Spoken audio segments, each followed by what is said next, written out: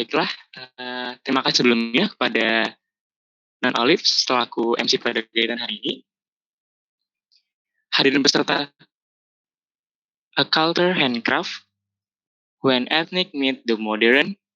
Langsung saja kita melanjutkan ke acara yang selanjutnya, yaitu acara inti yang akan ada pemateri.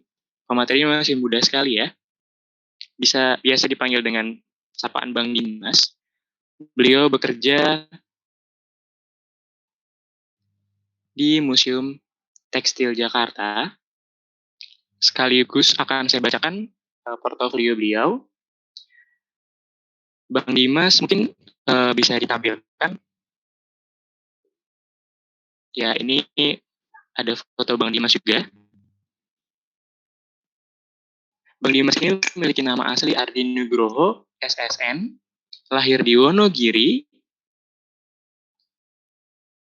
Pendidikan terakhir beliau yaitu Desain Komunikasi Visual Sarjana 1, Strata 1. Beliau tinggal di Depok. Lalu bisa dilihat juga ada kontak beliau jika nanti teman-teman, Bapak Ibu, ingin menanyakan materi yang akan disampaikan nanti.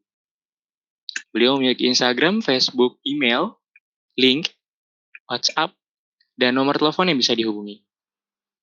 Selanjutnya saat ini, Bang Dimas adalah pemandu Museum Tekstil di unit pengelola Museum Tekstil di Museum Seni Dinas Kebudayaan Provinsi DKI Jakarta.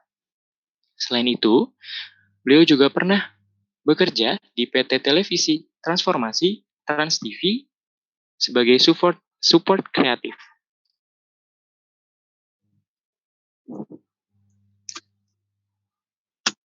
Oke, tanpa berlama-lama lagi, kita akan sambut Bang Dimas selaku pemateri pada pagi hari ini untuk memaparkan materinya kepada teman-teman semua ya. Tentunya udah nggak sabar nih untuk mendengarkan materi yang akan disampaikan oleh Bang Dimas yang sangat menarik. Kalau dilihat dari CV-nya, foto-fotonya mungkin teman-teman akan merasa, wah keren ya materi hari ini gitu. Bisa dilihat juga nih, foto-fotonya itu gak hanya dari masyarakat Indonesia aja yang datang. Dari semua kalangan, muda, tua, hingga anak-anak, bahkan turis-turis luar negeri sudah beliau tangani. Seperti itu. Non Olive, apakah suara saya masih terdengar jelas?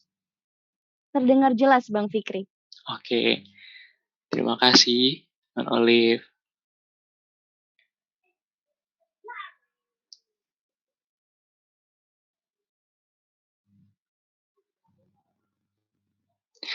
Dan nanti di akhir pertanyaan akan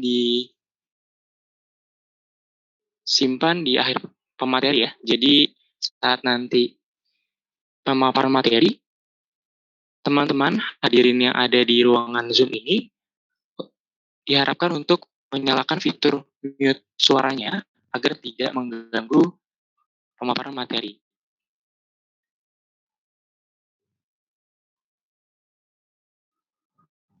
Baiklah, tanpa berpanjang waktu lagi, saya akan memanggil Bang Dimas. Apakah Bang Dimas sudah bergabung di Zoom meeting ini, Bang? Sudah, Bang Fikri. Halo Bang Dimas, apa kabar? Baik. Terdengar suara saya? Terdengar jelas Bang Dimas. Siap, baik. Silakan Bang Dimas, mungkin bisa dilanjutkan. Oke, terima kasih teman-teman semua telah mengundang saya di acara Culture Handicraft yang diselenggarakan oleh mahasiswa UNJ Prodi Pariwisata.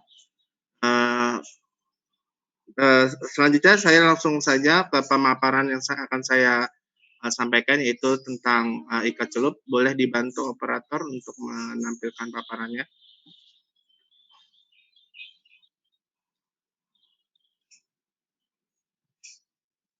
Ya, oke, kita langsung di hari ini kita akan melaksanakan atau workshop ikat celup. Sebenarnya saya akan menjelaskan tentang apa sih itu ikat celup. Nah, di musim tekstil ini kita selain ada workshop membatik, kita juga memiliki namanya workshop ikat celup.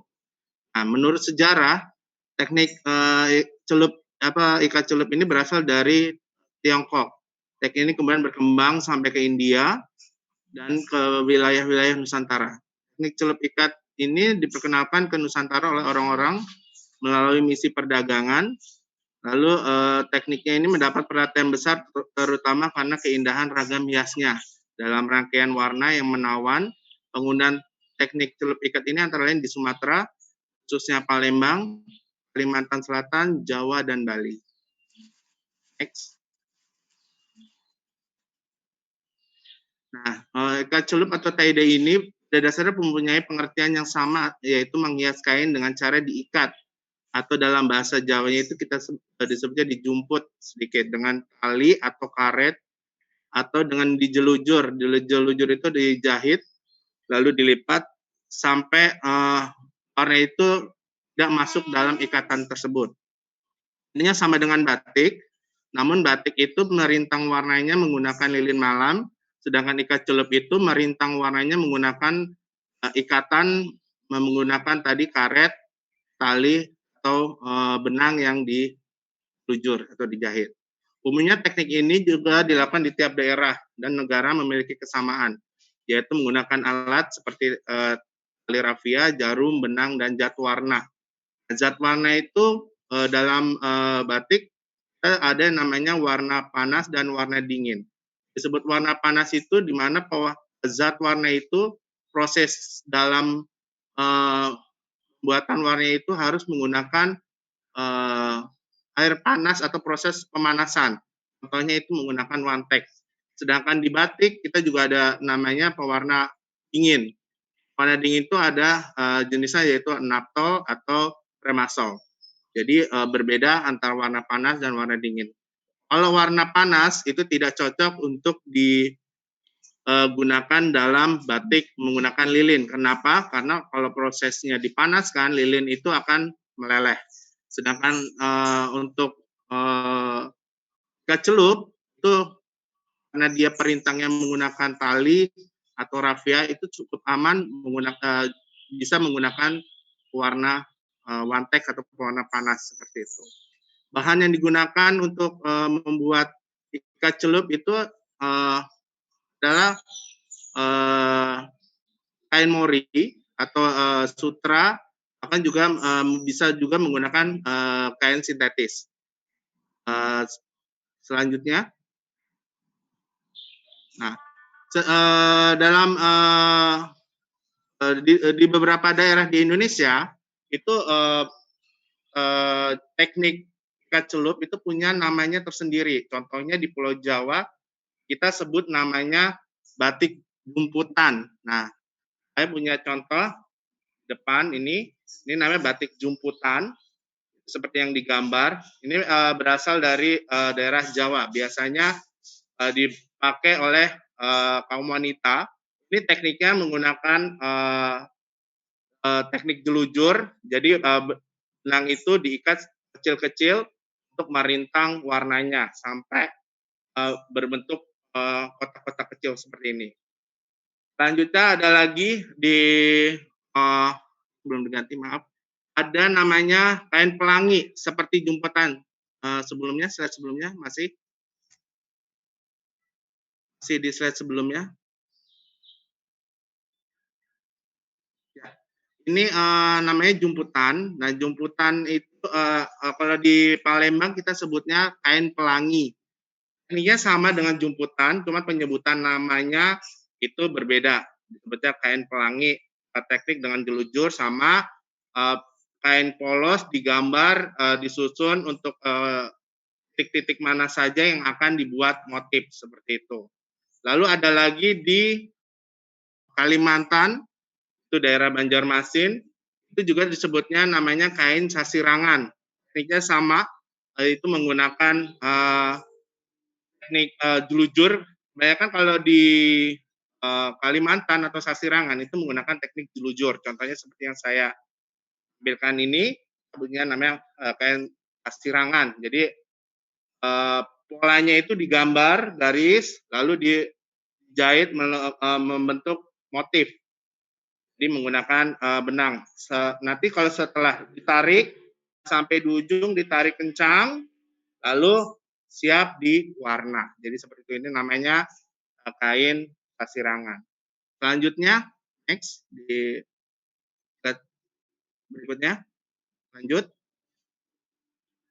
Nah, selain di Indonesia, teknik ini juga ada di beberapa negara, contohnya di Afrika.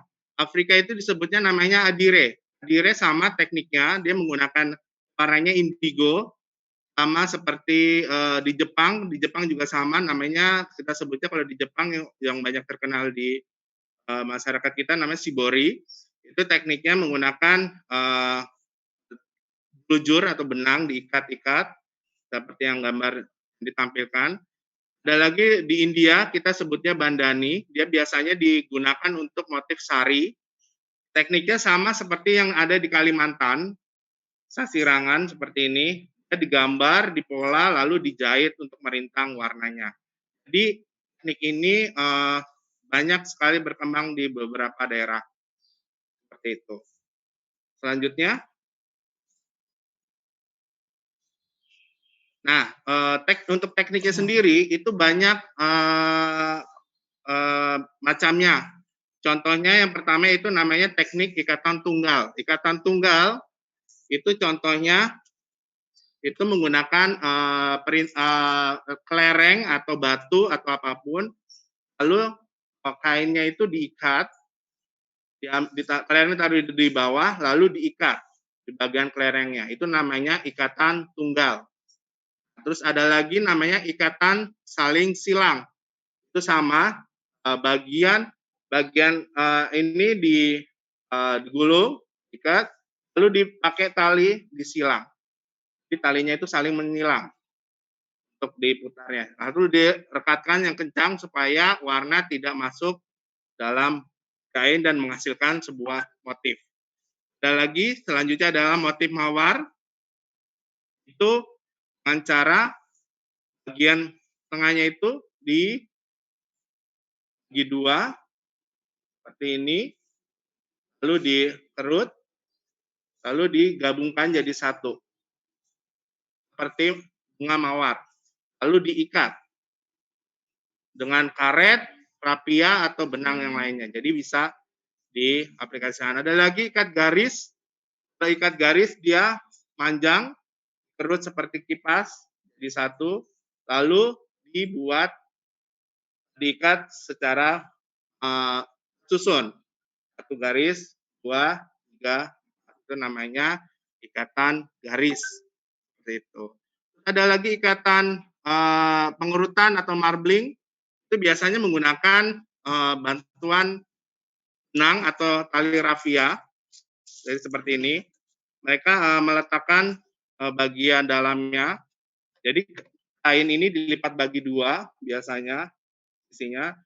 Bagian dalamnya masukkan sebuah rafia, jadi seperti ini. Setelah itu ditekuk jadi dua, lalu dikerut. Nah, namanya pengerutan. Hasil kerutannya ini nanti diikat. Nah, hasil yang bagian berkerut seperti ini yang akan menghasilkan motif. Jadi bentuknya seperti kerutan.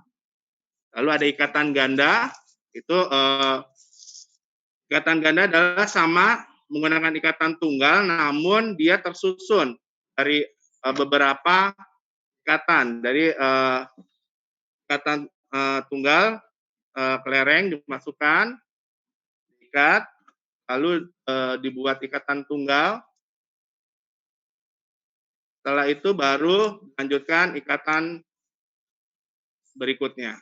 Nah, makanya disebutnya ikatan ganda, menggunakan jarak. Nanti hasil yang akan motif yang akan dihasilkan ini membuat lingkaran yang berlapis-lapis. Disebutnya ikatan ganda. Selanjutnya, Mbak.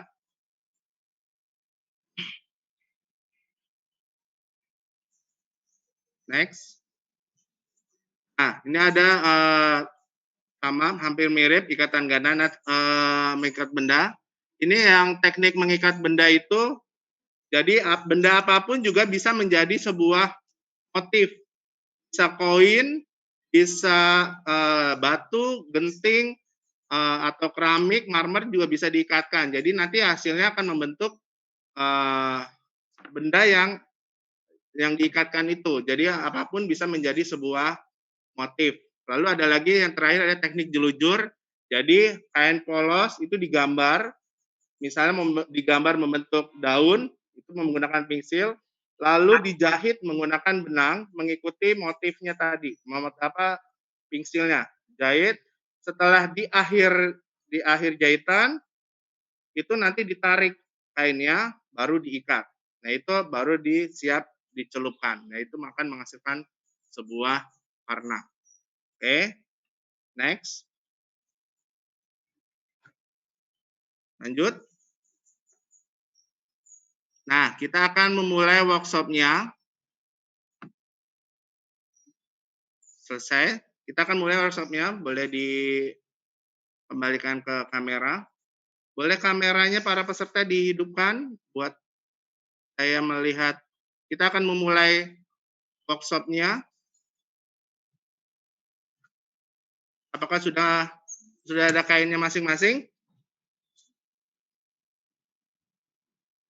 Boleh diperlihatkan ke kamera kainnya? Sudah ya? Sudah memegang kainnya masing-masing? Sudah?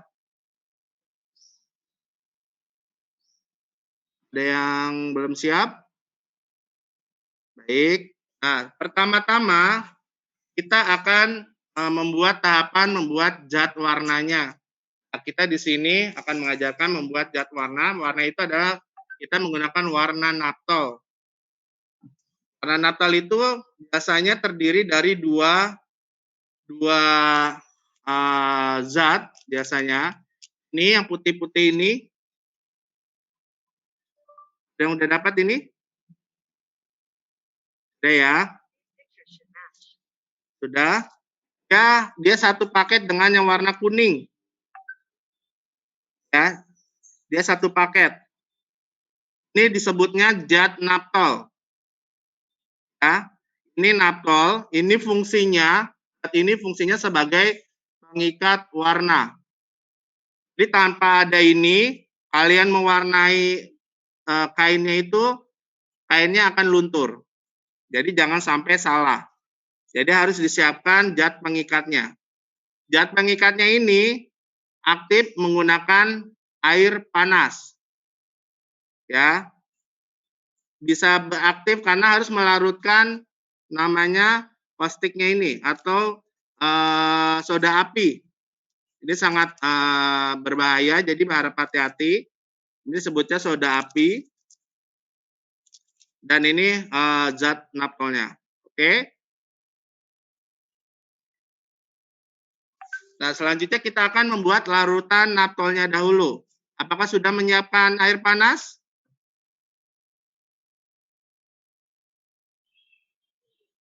Ada yang sudah menyiapkan air panas? Tunjuk tangan.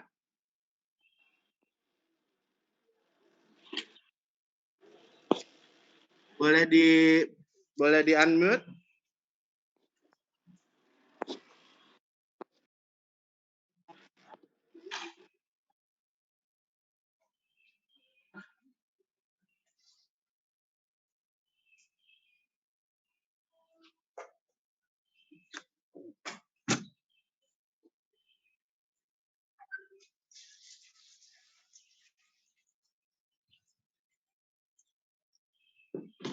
Nah, pertama zat ini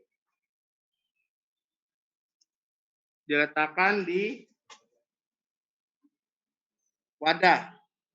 Wadahnya harus plastik atau wadah kaca ya.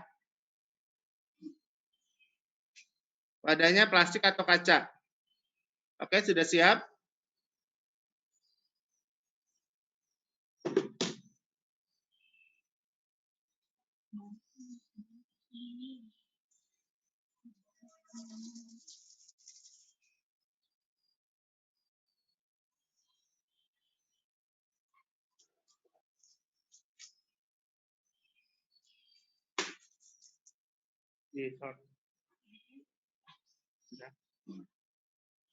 Nah, dilihat itu ada dari mesin tekstil, ada yang kamera dekatnya. Kita harus cairan ini harus disiram menggunakan air panas supaya hasilnya causticnya ini bereaksi dengan air panas. Airnya tidak perlu banyak-banyak, sedikit saja.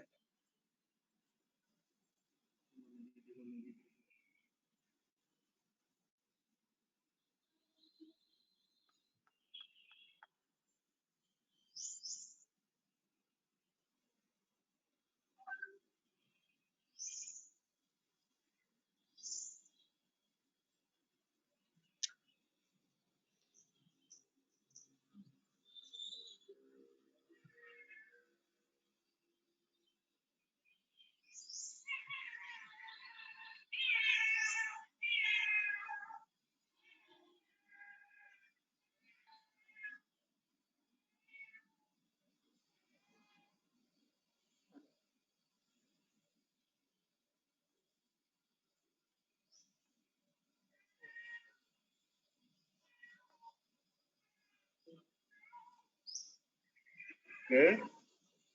Jadi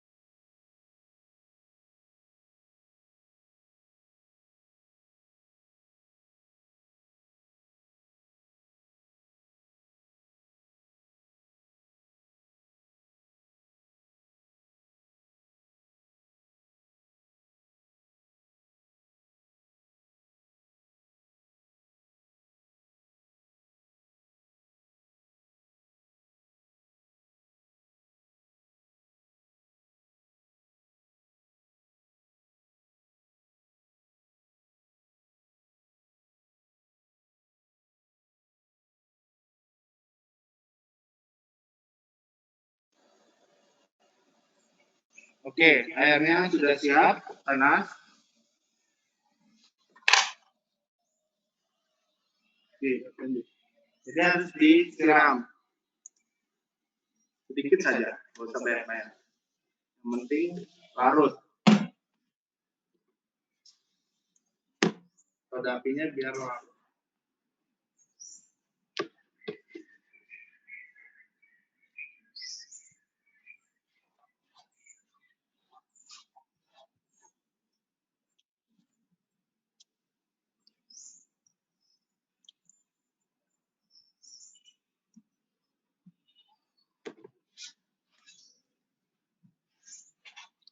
Nah, kalau sudah larut ini sudah siap digunakan. Boleh dicampur dengan air untuk pencelupan.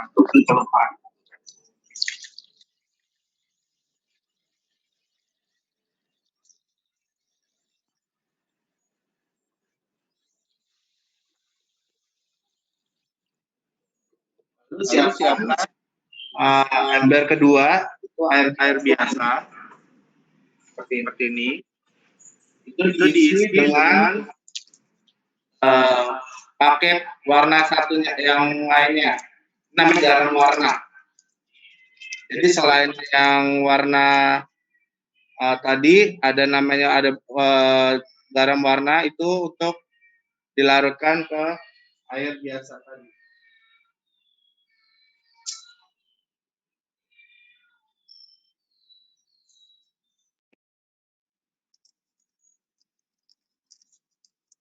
Nah, itu dimasukkan bagian, bisa semuanya besar sebagian.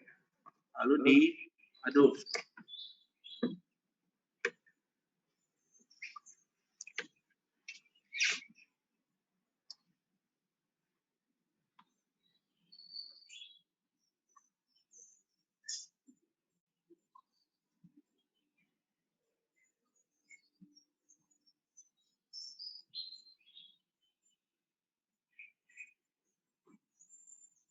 Nah, setelah jadi, kita bersiap, airnya sudah, jadwalnya sudah siap, kita siapkan kain yang akan kita ikat.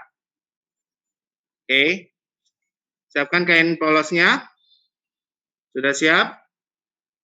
Menggunakan teknik-teknik yang sudah dijelaskan tadi ya, ada teknik tunggal, ada ikat ganda, ada ikat silang, ada serut. Itu bebas kalian mengapresiasikannya. Saya juga udah contoh yang sudah ada di beberapa. Nah, contohnya seperti ini. Ini contohnya menggunakan teknik lipat. Ya. Caranya kainnya ini dilipat. Ya. Ini kainnya dilipat seperti ini. Oke. Lalu dari ujung samping atas, dari ujung yang pertama ini, kita buat lipatan seperti lipatan kipas. Jadi lipatan kipas. Jadi lipat, jadi seperti melipat kipas. Jadi usahakan hasilnya berkumpul di bagian tengah seperti ini. Lalu diamkan, ambil sisi yang lainnya. Ini juga bisa buat lipatan.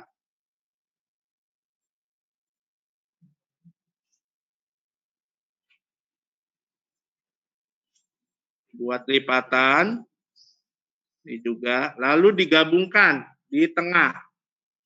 Seperti ini, jadikan satu. Ya. Kalau sudah, lalu diikat menggunakan karet supaya kencang. Ikatnya yang kencang supaya warna tidak masuk. Oke, kalau sudah diikat satu, kalau ingin membuat lipatan motif lainnya, buatlah ikatan yang berikutnya. 2 ikatan. Mau 3, mau 4, bebas. Sekreasi kalian. Buatlah kreasi. Ini baru yang pertama ya. Kalian bisa tunggu dulu yang lainnya. Ini udah. Ini juga bisa di bawah. Oke. Nah, itu untuk ikatan motif pertama seperti yang sudah saya buat. Kalian bisa kreasi lagi yang lainnya menggunakan kelereng. Nah, yang menggunakan kelereng hasilnya akan seperti ini. Ini ikatan atau motif yang menggunakan kelereng. Semakin kelereng banyak, itu semakin motifnya semakin bagus. Kalau bisa dari motif ini kalian harus menyusunnya secara seimbang atau dibuat polanya dulu. Misal kalau dia 3 kelereng berarti mau lurus bisa, sisinya bisa segitiga. Jadi yang 2 di bawah, 1 di atas. Itu bebas, kreasi kalian. Semakin banyak motif semakin menarik. Ini untuk motif kelereng. Caranya bagian tengah ini yang dimasukkan kelereng. Kelerengnya masuk, taruh di atas seperti ini. Ya. Taruh di atas baru diikat.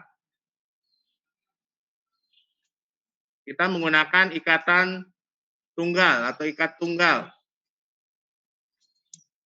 Kalau di rumah ada koin, di rumah ada apapun, ada kedelai, ada bawang putih, apapun itu bebas bisa dikreasikan. Mumpung kalian ada di rumah, barang apa aja bisa dimanfaatkan. Nah, ini namanya ikatan tunggal. Sudah jadi seperti ini. Ya. Kalau mau ditambahin garis lagi, lingkaran lagi, diikat lagi. Itu jadi nanti hasilnya akan membuat 2 buah garis lingkaran. Jadi seperti ini. Ya, hasilnya. Ini namanya menggunakan teknik ikat tunggal. Nah, lalu kita menggunakan teknik serut. Teknik serut ini hasil yang akan motif yang akan dihasilkan yaitu seperti ini. Ini namanya serut. Ya. Ini motif serut. Jadi seperti ada motif sisik ikan. Caranya yaitu bagiannya kita bagi 2. Ya. Kita lipat seperti ini. Kita lipat seperti ini. Oke. Lalu ambil rapia. Rapia, tali boleh. Kalau ada rapia seperti ini. Udah, ini rapia. Lalu diletakkan di bagian depan, lipatan seperti ini. Ya, ditaruh di lipatan depan. Lalu digulung, masuk ke dalam, gulung. Buat 2 sampai 3 gulungan. Kalau sudah 3 gulungan seperti ini, lipat 2 ke bagian, jadi ujung-ujungnya bertemu. Jadi ujung-ujung kain bertemu, bagian yang digulung itu di bagian luar.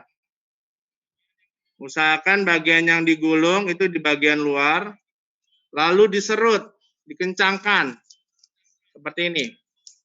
Nah, ditarik kencang. Hasilnya akan membuat kerutan seperti ini. Ya, kalau sudah, lalu diikat.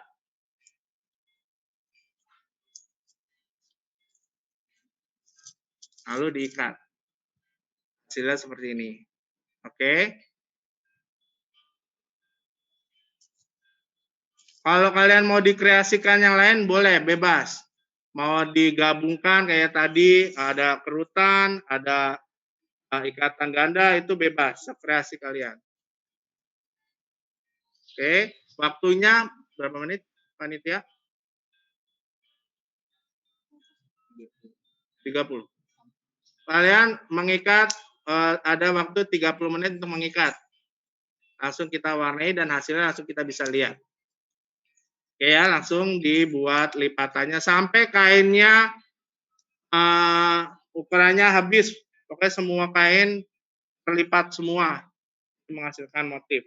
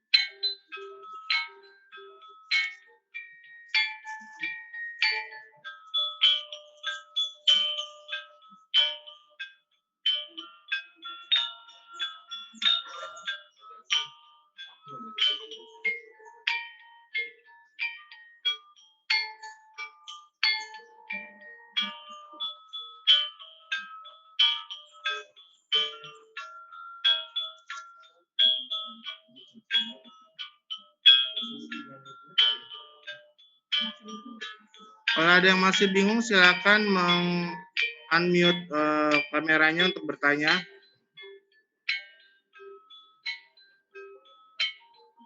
Boleh dibantu operator. Silakan yang masih bingung, yang ingin menanyakan,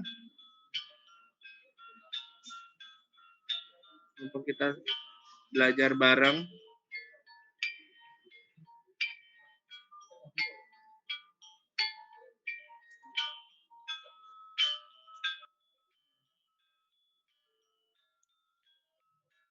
Boleh. Yang mau bertanya silakan. Boleh di chat, boleh. Mau ngomong langsung juga boleh. Kita belajar bareng di sini. Kebetulan Museum Tekstil masih dalam tahap PSBB, jadi belum bisa dikunjungi. Nanti kalau PSBB-nya sudah berakhir dan museum bisa dikunjungi, silakan belajar lebih intensif di Museum Tekstil.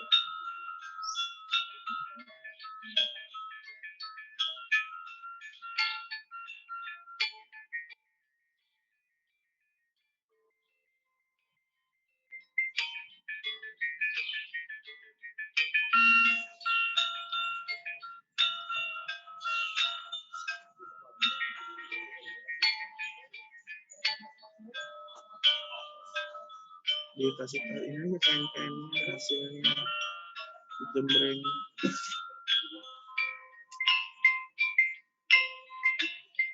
Ini buat ada contoh.